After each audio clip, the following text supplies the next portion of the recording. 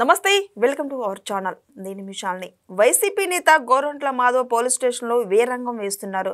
అంటే జైల్లో కూడా నాకు అన్ని సౌకర్యాలు కావాలని, రాచ మర్యాదలు కావాలని కోరుతున్నాడు. ఇది ఎంతవరకు కరెక్టు? అసలే దీని తర్వాత ఏం జరగబోతుంది తెలుసుకునే ముందు స్టూడియోలో ఉన్నారు పొలిటికల్ అనలిస్ట్ శ్రీలీల గారు ఉన్నారు. వారిని అడిగి కొన్ని విషయాలు మనం తెలుసుకుందాం. నమస్కారం మేడం.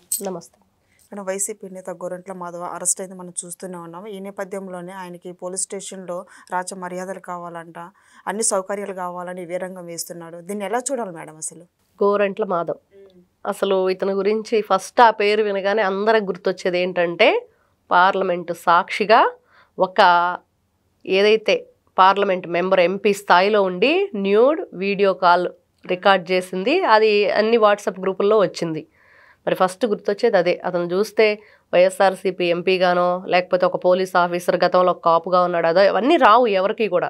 అతను ఏం చేశాడు, ఎలా వైరల్ అయ్యాడు, అది అసాంఘిక కార్యకలాపం అనేది గుర్తొస్తుంది. మరి ఈ వ్యక్తి ఈ రోజున నీతులు చెప్తాడు. మొన్న లోకేష్ గారిని కూడా చాలా పెద్ద పెద్ద మాటలతోటి అనుచిత వ్యాఖ్యలు చేసి, ఇప్పుడు గతంలో కదిరి సిఐగా ఉన్నప్పుడు మీసం మెలేసి కాకి బట్టలు వేసుకున్న అతను ఆ రోజున మాట్లాడిన మాటలు నిజంగా మాటలు కాదు, ఈ డైలాగులు అనుకోవచ్చు మనం. మామూలు డైలాగులు కాదు. ఒక్కొక్కరు ఎవరైనా సరే పోలీసులు సంబంధించిన ఏదైనా ఉల్లంఘించినా, వాళ్ళని ఏమైనా అన్నా రాజకీయ నాయకుల నాలుకలు కట్ చేస్తానని చెప్పి మాట్లాడాడు. మరి ఈ రోజున అది ఇతనికి వర్తించదా? కాకి నుంచి కద్దరకు మారాడు కదా. మరి కాకి నుంచి కద్దరకు మారిన ఈయన ఆ కద్దరు కూడా ఇప్పేసి ప్రపంచానికి చూపించిన వ్యక్తి గోరంట్ల మాధవ్. మరి ఈ రోజున మొన్న ఎవరైతే అసభ్యకరమైన పదజాలం వాడిన కిరణ్ అనే వ్యక్తిని అరెస్ట్ చేసిన తర్వాత మరి అతను ఏ రూట్లో తీసుకెళ్తున్నారు, ఏ వెహికల్లో తీసుకెళ్తున్నారు, ఎక్కడి నుంచి ఎక్కడికి తీసుకెళ్తున్నారు అన్న విషయాలన్నీ కూడా గోరంట్ల మాధవ్కి ఎవరు చెప్పారు, ఎలా తెలిసింది, దాన్ని కర్మకర్త క్రియ ఎవరున్నారు ఆ డిపార్ట్మెంట్లో అనేది దాని మీద విచారణ జరిగింది. దానికి సంబంధించిన వాళ్ళని కూడా సస్పెన్షన్ వేటికి రెడీ చేశారు. ఇవన్నీ కూడా జరిగినాయి. కానీ గోరంట్ల మాధవ్ అనే వ్యక్తిని అరెస్ట్ చేసిన తర్వాత అతన్ని ఎవరైతే ఇప్పుడు చేబ్రోలు కిరణ్ ఉన్నాడో అతని మీద ఇతను దాడికి పాల్పడ్డాడు, అతన్ని చంపటానికి ప్రయత్నించాడనేది అందరి వాదన. మరి ఒక పోలీసుల హ్యాండ్ ఓవర్లో ఉన్న వ్యక్తిని ఇతను ఎలా చేయగలిగాడు, ఎలా పట్టుకోగలిగాడు? అక్కడికి వెళ్ళి పోలీస్ కారుకే వీళ్ళ కారును అడ్డం పెట్టి ఆపి ఇతనితో పాటు కొంతమందిని, వాళ్ళ జీవితాలు కూడా సర్వనాశనం అయిపోయినాయి ఇప్పుడు గోరంట్ల మాధవ్తో ఉండటం వల్ల. మరి ఆ 5 సరే, ఇతను చేబ్రోలు కిరణ్ అనే వ్యక్తికి నల్ల ముసుగు వేసి మీడియా ముందు నిలబెట్టారు. మరి గోరంట్ల మాధవ్ని ఎందుకు నిలబెట్టలేదు అంటే అతను కాకి నుంచి కద్దరకు మారాడనా, లేకపోతే కద్దరకు మారి ఆ కద్దరు కూడా లేకుండా న్యూడ్ వీడియో కాల్స్ చేశాడనా, అంతకంటే గొప్పగా లోకేష్ గారిని భయంకరమైన బూతులతో తిట్టాడనా? ఎందుకు వేయలేదు వీళ్ళు? ఎందుకు భయపడ్డారు? ఏంటి ఇప్పుడు కిరణ్కి మాధవ్కి ఉన్న తేడా ఏంటి అంటే కామన్ మ్యానా? మరి ఏంటి వీళ్ళ ఉద్దేశం? అంటే చట్టంలో ఒక్కొక్కరికి ఒక్కో విధంగా చట్టాలు న్యాయాలు ఉంటాయా? మరి ఈ విధంగా చూసుకుంటే ఈ రోజున అదే గోరంట్ల మాధవ్ రాజమండ్రి సెంట్రల్ జైల్లో, నాకు ఈ జైల్లో మామూలుగా కాదు రాజభోగాలు కావాలి రాజమండ్రి జైల్లో అని కోరుకుంటున్నాడంట. ఏ విధంగా ఇవ్వాలి ఇతనికి రాజభోగాలు? అతనికి ఉన్న ఒక జైల్లో అతనికి ఒక రూమ్ ఇచ్చారు, ఆ బ్యారెక్లో ఉండాలి. మరి దాంట్లో ఉండకుండా బయటికి రావటం, చేతులు వెనక్కి పెట్టేసుకుంటాడంట, వాకింగ్ చేస్తాడంట. సార్ మీరు రావద్దని చెప్పినా వినట్లేదంటే అదే పరిస్థితిలో ఒక కామన్ మ్యాన్ చేస్తే పోలీసులు ఏం చేస్తారో అదే పని చేయాలి. మరి అతను కూడా ఎందుకు ఊరుకుంటున్నారు? ఎందుకు ఉపేక్షిస్తున్నారు? ఎందుకు సహనం పాటిస్తున్నారు? ఎందుకు సమన్వయం పాటిస్తున్నారు? వీళ్ళంతా ఎందుకు, దేనికోసం? ఈ రోజున అదే. మరి ఈ రోజున అధికారంలో ఉన్న ఉమ్మడి ఏదైతే కూటమి ప్రభుత్వం ఉందో వాళ్ళు ఎందుకు చర్యలు తీసుకోవట్లేదు? హోమ్ మినిస్టర్ అనిత గారు ఉన్నారు. మరి ఎందుకు దీని మీద ఎవరైతే అక్కడ ఉన్నారో రాజమండ్రి సెంట్రల్ జైలు అధికారులు, ఈ రోజున అన్ని ఛానల్స్లో చూస్తున్నాం, తలలు పట్టుకుంటున్న పోలీసులు. ఈ మాధవ్ ఎవరైతే ఉన్నారో గోరంట్ల మాధవ్, అతన్ని చూస్తుంటే వీళ్ళంతా ఎందుకు భయపడుతున్నారు? వాళ్ళ మాటలు ఇతను ఎందుకు వింటలేదు? అదే ఒక కామన్ మ్యాన్ చేస్తే ఏం చేస్తారు? ఒక ఖైదీ చేస్తే ఏం చేస్తారు? ఇన్ని రకాలుగా ఇన్ని విధాలుగా ఇతని మీద కేసులు ఉన్నాయి. మరి ఇన్ని కేసులు ఉన్నప్పుడు ఈ రోజున ఒక ఖైదీ నెంబర్ ఇచ్చేసి, ఒక బ్యారెక్ ఇచ్చేసి, నీ మీద కేసు ఫైల్ చేసి, రిమాండ్ చేసి, వైద్య పరీక్షలు చేయించిన తర్వాత కూడా ఇతనికి ఫోన్ ఇచ్చి మాట్లాడించిన గనులు వీళ్ళు. మరి ఈ విధంగా అదే ఒక కామన్ మ్యాన్కి ఇస్తారా? క్షణాల్లో అతని మీద లాఠీ చార్జ్ చేయరు, కొట్టరు. వినకపోతే మరి ఎందుకు ఊరుకుంటున్నారు? మరి ఈ రోజున అందరూ అదే క్వశ్చన్ చేస్తున్నారు. మరి కూటమి ప్రభుత్వం అధికారంలోకి వచ్చిన తర్వాత మరి మేము ఎవరిని కూడా ఉపేక్షించము, అందరూ సమానమే, మా కార్యకర్తనే మేము పార్టీ నుంచి సస్పెండ్ చేసి అరెస్ట్ చేసి రిమాండ్ చేసామని చెప్పుకుంటున్నారు కదా. మరి ఈ రోజున ఎవరైతే ఈ గోరంట్ల మాధవ్ ఉన్నాడో మరి అతనికి ఏం సమాధానం చెప్తారు వీళ్ళంతా? ఎందుకు ఉపేక్షిస్తున్నారు? ప్రతి ఛానల్లో ఈ రోజున అదే కానీ చూపిస్తున్నారు. అక్కడ ఫుడ్ తినడంట, బెడ్ కావాలంట. మరి ఈ రోజున ఒకప్పుడు వీళ్ళు ఎన్ని రకాలుగా మాట్లాడారు నారా చంద్రబాబు నాయుడు గారు రాజమండ్రి సెంట్రల్ జైల్లో ఉన్నప్పుడు? ఎన్ని విధాలుగా అవహేళన చేశారు. ఇంట్లో ఆడవాళ్ళను సైతం వదిలిపెట్టకుండా ఎన్ని విధాలుగా వీళ్ళు అవహేళన చేశారు, ఎన్ని ఫోటో మార్ఫింగ్లు చేశారు, ఎన్ని పోస్టులు పెట్టారు వాట్సాప్ గ్రూపుల్లో కానీ లేకపోతే ఫేస్బుక్ అకౌంట్స్లో కానీ. ఈ రోజున మరి అదే వీళ్ళకి వర్తించదా? మరి అదే కదా అందరూ కోరుకుంటున్నారు. ఇప్పుడు ఒక్కొక్కరికి ఒక్కో న్యాయం. మరి ఆ రోజున అంత పెద్ద ఆయన మరి ఒక రాజకీయ జీవితంలో ఎన్నో చూసి 45 ఏళ్ల అనుభవం ఉండి 73 ఏళ్ల వయసులో నారా చంద్రబాబు నాయుడు గారిని అక్రమంగా అరెస్ట్ చేసి మీరు జైలుకు తరలిస్తే మరి ఈ రోజున ఇతన్ని ఎందుకు ఉపేక్షిస్తున్నారు? మరి అదే విషయం నారా చంద్రబాబు నాయుడు గారి దగ్గర మీరు ఎందుకు పాటించలేదు? మరి సీసీ కెమెరాలు ఆ రోజు బాబు గారు అరెస్ట్ అయ్యి లోపల ఉన్నప్పుడు చంద్రబాబు నాయుడు గారు ఆ సీసీ కెమెరాకు సంబంధించిన ఐడి పాస్వర్డ్ అవన్నీ కూడా జగన్మోహన్ రెడ్డి గారికి ఇచ్చింది ఎవరు? మరి అతను సీసీ కెమెరాల్లో ఎందుకు చూస్తున్నాడు? ఇవన్నీ ఎవరు చెప్తారు సమాధానం? అక్కడ ఉన్న పోలీసులు చెప్పాలి పబ్లిక్కి.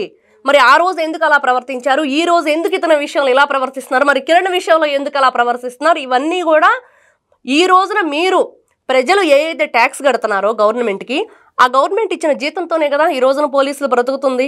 మరి ఆ పోలీసులు అనేవాళ్ళు వాళ్ళకున్న యూనిఫామ్కి మరి ఇట్లాంటి వాళ్ళు ఉండబట్టి కదా జగన్మోహన్ రెడ్డి గారు పదే పదే బట్టలు ఉడిది సమాజం ముందు నిలబెడతానని మాట్లాడుతున్నాడు. మీలో లూజ్ ఉంటేనే కదా. మీరు కరెక్ట్గా ఉండండి. ఏ మాట మాట్లాడినా కూడా మేము కరెక్ట్గా ఉంటున్నాం, మీరు ఆ మాట మాట్లాడదని ఈ రోజు కూడా ఎందుకు ఒక్కరు కూడా జగన్మోహన్ రెడ్డి దీని మీద కేసు పెట్టలేదు? ఎందుకు పెట్టలేదు? మరి వాళ్ళు వచ్చి మీటింగ్లు పెట్టేసి మేము ఉద్యోగుల సంఘాలకు చెందిన అసోసియేషన్లో ఉన్నాం అది ఇదని చెప్పి మాట్లాడుతున్నారు. మరి ఎందుకు కేసు ఫైల్ చేయలేదు? మరి మీరు ఒకవేళ మీటింగ్ పెట్టారు, క్షమాపణ చెప్పని అతను అడిగారు, మరి జగన్మోహన్ రెడ్డి గారు ఇంతవరకు క్షమాపణ చెప్పలేదు. మరి దాని గురించి మళ్ళీ ఏమైనా చర్యలు తీసుకున్నారా?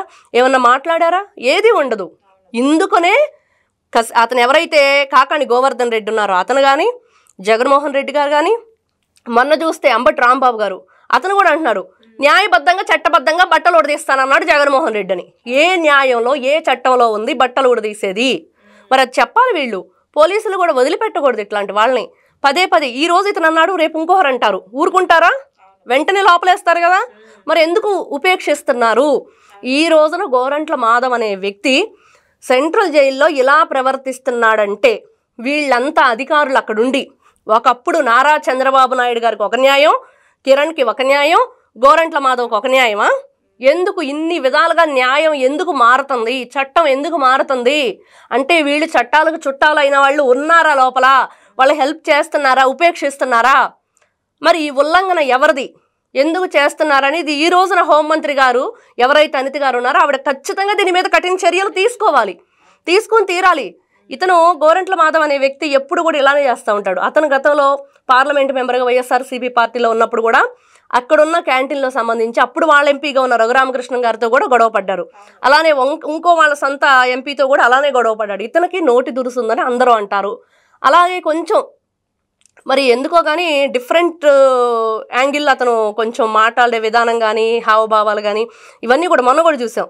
కేవలం విచారణకు రమ్మన్నారు ఒక కేసులో. ఏమన్నాడు? అంతర్యుద్ధాలు జరుగుతాయి అని అన్నాడు. మరి అట్లాంటి వర్డ్స్ ఎందుకు యూజ్ చేస్తున్నాడు? దాని మీద కూడా వీళ్ళంతా విచారణ చెయ్యాలి. మరి అతను ఫోన్ కాల్స్ అని కూడా చెక్ చేయాలి. మరి ఈ రోజున ఏదైతే రాజమండ్రి సెంట్రల్ జైల్లో అతను ఎందుకు ఇలా ప్రవర్తిస్తున్నాడు, పోలీసులు ఎందుకు ఊరుకుంటున్నారు, మరి పోలీసుల్ని మరి పైనుంచి వీళ్ళంతా ఎందుకు ఆదేశాలు ఇవ్వట్లేదు? మరి అంతే కదా. ఇదంతా మనం చూసుకుంటుంటే ఈరోజు ప్రతి ఒక్కరూ ఒకటే కోరుకుంటున్నారు, అందరికీ ఒకటే చట్టం, ఒకటే న్యాయం, ఒకటే ధర్మం. కాబట్టి ఇప్పుడు వీళ్ళంతా కూడా అసాంఘిక కార్యకలాపాలకు తలదీసే విధంగా ఉన్నారు. జగన్మోహన్ రెడ్డి అండ చూసుకొని వీళ్ళందరూ రెచ్చిపోతుంది. ఓకే ఉంది. జగన్మోహన్ రెడ్డి గారే ఈ రోజున ఎన్ని కేసులు ఉన్నాయి? 16 నెలలు జైల్లో ఉండి 12 సంవత్సరాల నుంచి బెయిల్ మీద ఉంటున్నారు. అతని కూడా తొందరలో అసలు జగన్మోహన్ రెడ్డి గారు ఒక ఎవరైతే కోడికత్తి సీన్ ఉన్నాడో మరి అతని విషయంలో ఇంతవరకు కోర్టుకు వెళ్ళి సాక్ష్యమే చెప్పట్లేదు. నువ్వు ఆ అబ్బాయి జీవితం అన్యాయం అయిపోయింది. నీ అభిమానిగా, నీ కార్యకర్తగా, నీ పార్టీ మీద అభిమానంతో, నీ మీద అభిమానంతో, నిన్ను గెలిపించుకోవాలని తాపత్రయంతో నేనేమైపోయినా పర్వాలేదని చెప్పేసి 11 పేజీల లెటర్ రాసుకొని జేబులో పెట్టుకొని కత్తి తీసుకొని వచ్చాడు పొడవటానికి. పొడిచాడు. ఆ జేబులో లెటర్ దొరికింది. మరి ఒక 10 పేజీలు, ఒక 9 పేజీలు ఒక హ్యాండ్ రైటింగ్, అలా 3 రకాల హ్యాండ్ రైటింగ్ ఉంది. మరి ఈ హ్యాండ్ రైటింగ్స్ ఎందుకు ఇన్ని విధాలుగా ఉన్నాయి విచారిస్తే ఒకటి వాళ్ళ కజిన్ తోటి, ఒకటి రూమ్మేట్ తోటి, ఒకటి తనే రాసుకున్నాడు. ఎందుకు రాసుకున్నాడంటే తనకేదైనా ప్రాణహాని జరిగితే తన అవయవ దానం చెయ్యాలని చెప్పి అతను కోరుకున్నాడు, కోడికత్తి సీను అనేది. మరి ఇన్ని విధాలుగా ఉండి నీ పార్టీ కోసం, నీ కోసం, నిన్ను సీఎం హోదాలో కూర్చోబెట్టడం కోసం అతను చేసిన త్యాగానికి నువ్వు ఇచ్చిన ప్రతిఫలం ఏంటి అంటే 6 సంవత్సరాల నుంచి అతన్ని జైలుకే పరిమితం చేసి నువ్వు కోర్టు ఒక్కసారి కాకపోతే ఒక్కసారి కూడా వెళ్లకుండా అతన్ని బయటికి రానివ్వకుండా ఇన్ని విధాలుగా హింసించిన జగన్మోహన్ రెడ్డి గురించి ఏం చెప్పుకోవాలి? ఇతను అండ చూసుకుని వీళ్ళంతా ఎలా ప్రవర్తించడాన్ని ఎలా చూడాలి? మరి రాష్ట్రాన్ని ఈ రోజునే ఎవరు అధికారంలో ఉన్నారు? ఈ రోజున కూటమి ప్రభుత్వం అధికారంలో ఉందా? మరి కూటమి ప్రభుత్వం అధికారంలో ఉందని ఎలా తెలుస్తుంది? మరి వీళ్ళ ఆగడాలకు అంతు లేకుండా పోతుంది. మరి కూటమి ప్రభుత్వం గట్టిగా చర్యలు తీసుకోవాలి, ప్రజలను రక్షించుకోవాలి. అలానే ఈ రోజున పోలీసులు ఎవరైతే ఉన్నారో చట్టానికి, న్యాయానికి, ధర్మానికి ప్రతీకగా ఉండేవాళ్ళు, మరి వాళ్ళు కూడా ఎవరు ఏ విధంగా ప్రవర్తించినా అందరూ మాకు సమానమే, అందరికీ మేము ఒకే శిక్ష అమలుపరుస్తాం, మరి అలా అమలుపరుస్తామని అనుకునే విధంగా ఉంటే గనక మరి ఈ రోజున మాధవ్ అనే వ్యక్తి మీద ఏం చర్యలు తీసుకుంటారో చూడాలి. మరి థ్యాంక్ యూ మేడం. నమస్తే.